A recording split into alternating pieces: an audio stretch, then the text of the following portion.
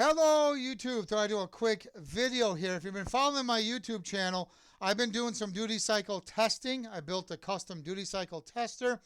I just got done a couple weeks ago doing the Retevis RT97S repeater, mobile radios in repeater mode test.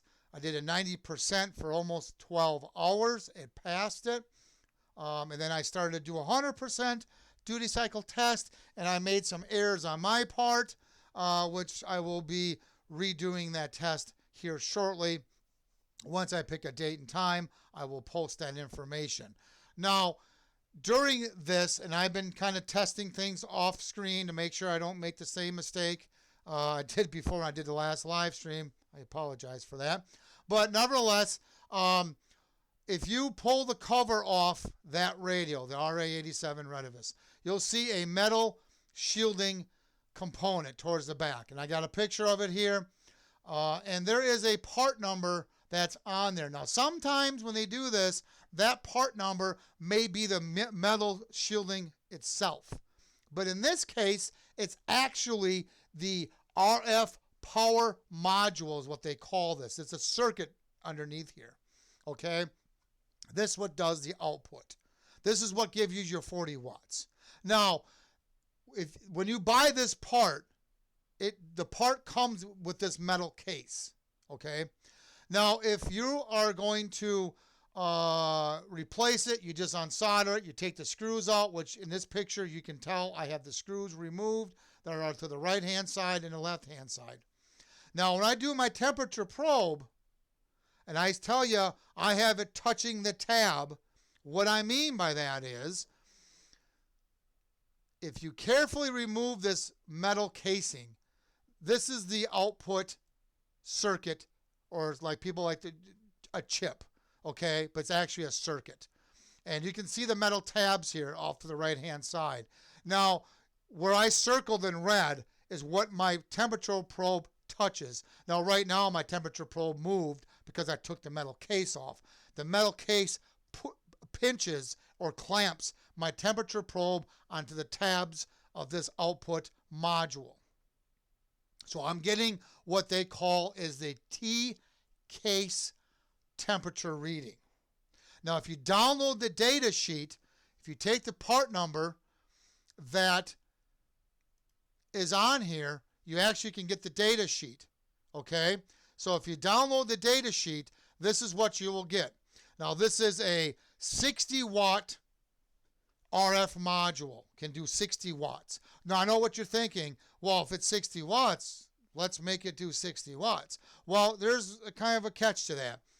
The first catch is the circuitry that this is mounted in that radio, the Retevis RT87, is got to be able to handle the 60 watts.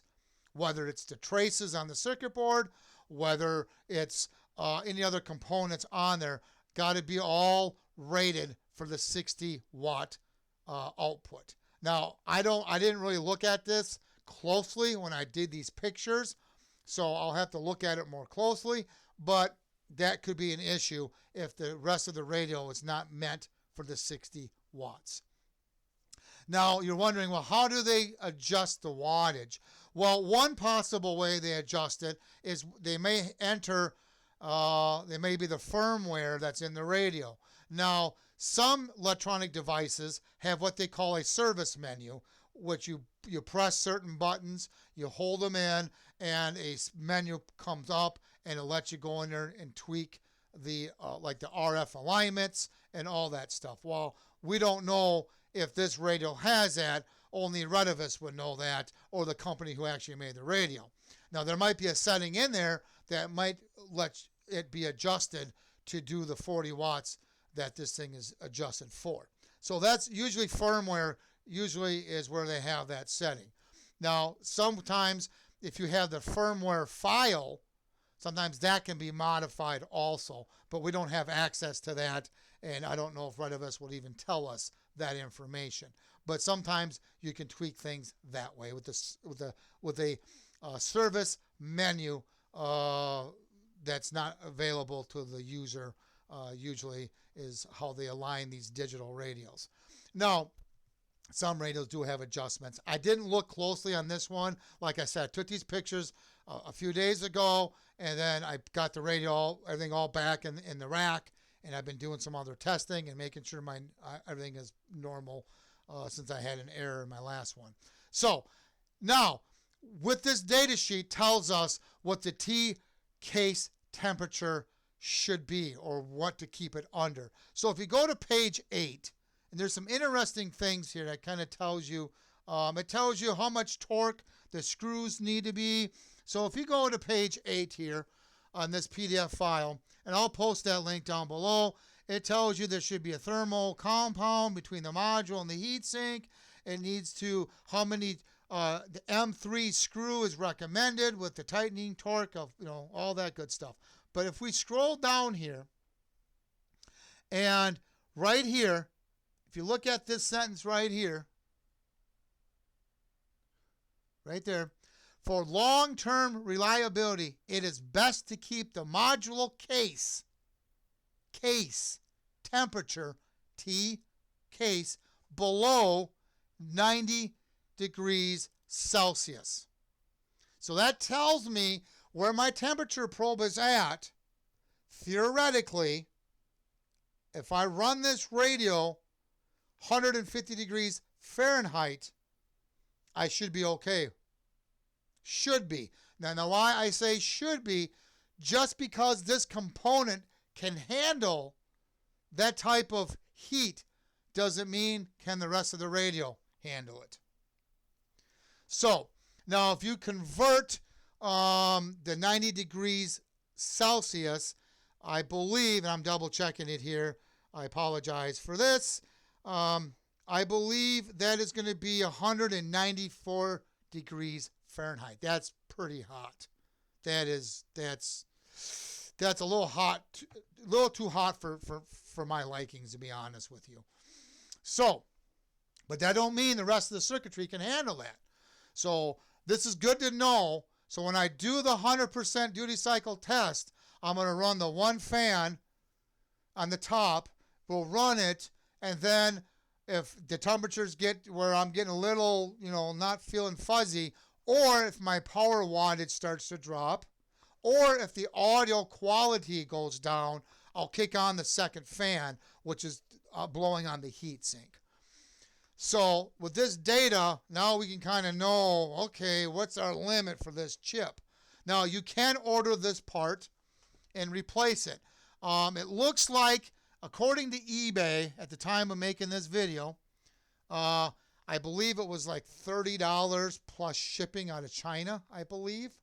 And it does come with the case. So when you get this part, if you have to order or replace it, and hopefully, that's another thing too I like to mention.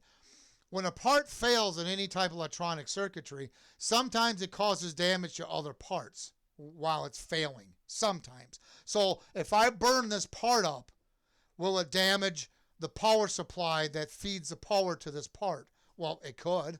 Maybe. Now, I don't have a schematic for this radio, but I do have this data here, and it tells me what pins. The PN is the power in. Remember, this is an amplifying module. This amplifies the wattage. And then we have the bias, the DC bias voltage. We have the drain. We have ground, the output wattage. So knowing these pinouts, we can kind of monitor, and we should, since I have two of these radios, the good news is if I do damage this radio, I can take voltage measurements off the other radio to try to help repair this one if that ends up happening. Although I'm going to try to get a schematic from Retevis, but they're probably not going to give it to me. But I'm going to ask anyways. So that's the nice thing about having two radios. I can kind of, use one for voltage comparison, and then, okay, I don't have 12 volts here. Okay, why? Whatever the case may be. So, but that's what my plan is. Now I have some guidelines here, so to speak, and we're going to see what happens with this 100% duty cycle test. Now, like I've mentioned before, I'm only going to run this test if everything goes well under 12 hours, and that's because of YouTube only lets me do 12 hours any more than that, they cannot process the video and save it. So I want to save the video for proof, is why I'm keeping it below 12 hours. So there you go. I hope this answers some questions. And if you have any questions or comments, please post them down below. Please subscribe. Thank you and have yourself a good day.